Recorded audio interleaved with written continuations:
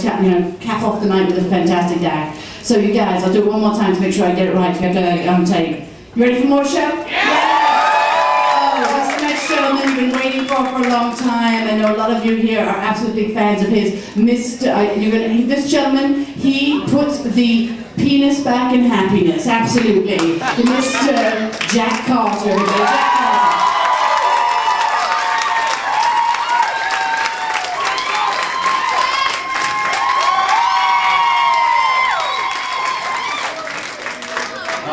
Let's keep it going for Rita and the other comedians. How are you guys? Sorry, that was gay. I'm not though, trust me. I've had sex with enough men to know that's not for me. Let's start things off with a beautiful love poem by Rocky Balboa. Roses are red and violets are blue. Yo, Adrian, how come you always yell at me when I fight? You know what I mean?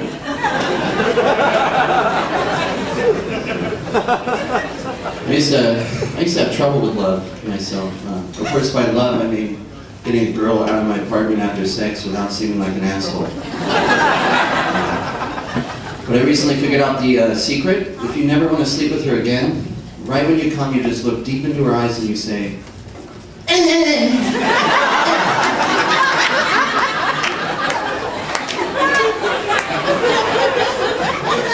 Often they don't even get fully dressed before they leave.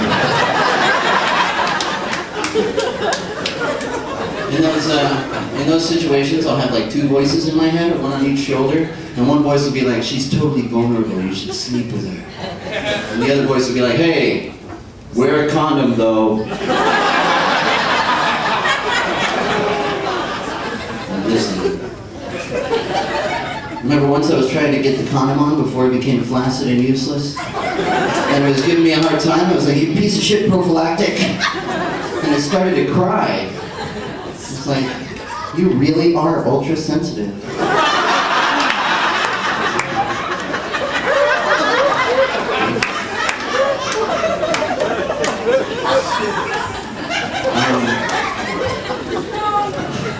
I live on the Upper East.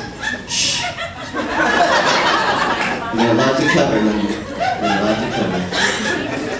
I live on the Upper East Side. There's a lot of rich people. And I try to give money to the homeless because it's the right thing to do. But these rich Upper East Siders, they just walk on by and I'm like, hey, you can't afford to stop and give $1 to the homeless on the holidays, but you can afford a vast miniature wardrobe for your dog. And they're like, it's easier just to keep on walking. I'm like, it's easier.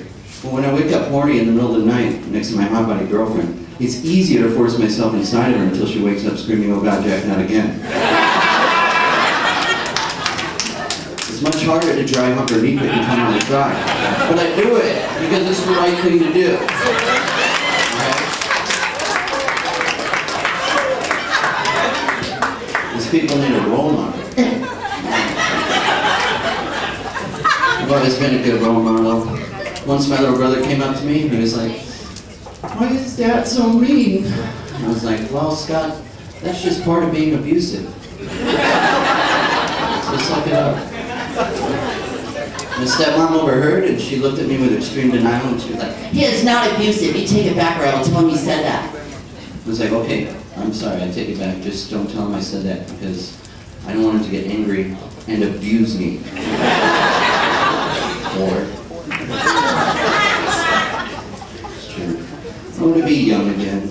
One of my favorite memories, I was like, hey Mom, check it! Hey, get off my mom! What are you doing to my mom? What? Oh, you just fucking her, I'm sorry.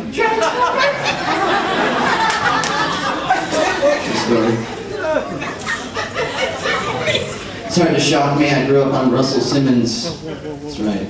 I thought of a way to maybe improve the deafness of his jam. If he put like really smart people on there. Like, oh yeah, welcome to Russell Simmons' Deaf Insult Jam. We got James Earl Jones versus Stephen motherfucking Hawkins. Your mama's so fat. She had to be baptized in the Pacific Ocean. Your mother is so fat. She's on both sides of the family, which is genetically impossible.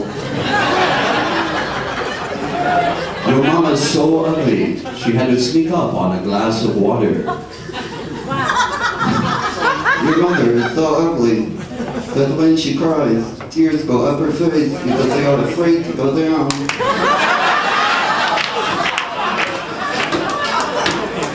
Thus breaking Newton's law. I saw your daddy walking down the street. I called him gay, and he hit me with his purse. I was in an in-depth conversation with your father. Halfway through, I realized he had no idea there was a super mega black hole at the center of the Milky Way. In my book, this makes him a cum-guzzling queer.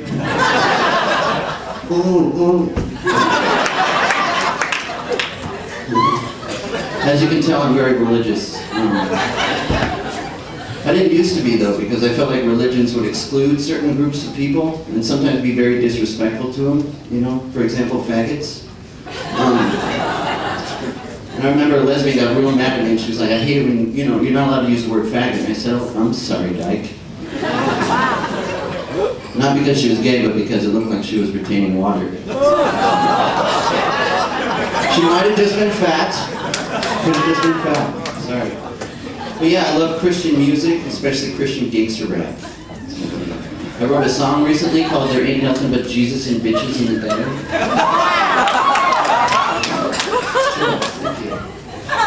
Read it. And I had a first performance last week and it went really well. I just went up there, it was like open mic at the church. I was like, oh yeah, what up, First Baptist Church of Manhattan?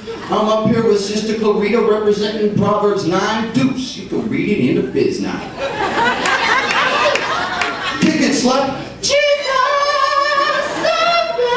of in the ghetto. Oh, there ain't nothing but, come on, there ain't nothing but Jesus.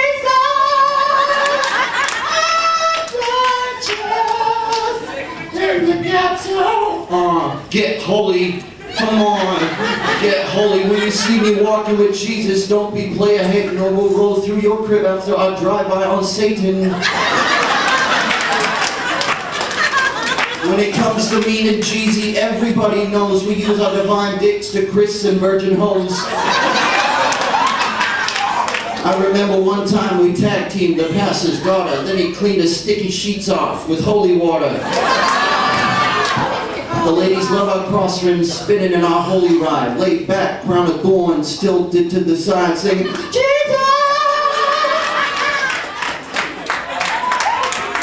Praise God.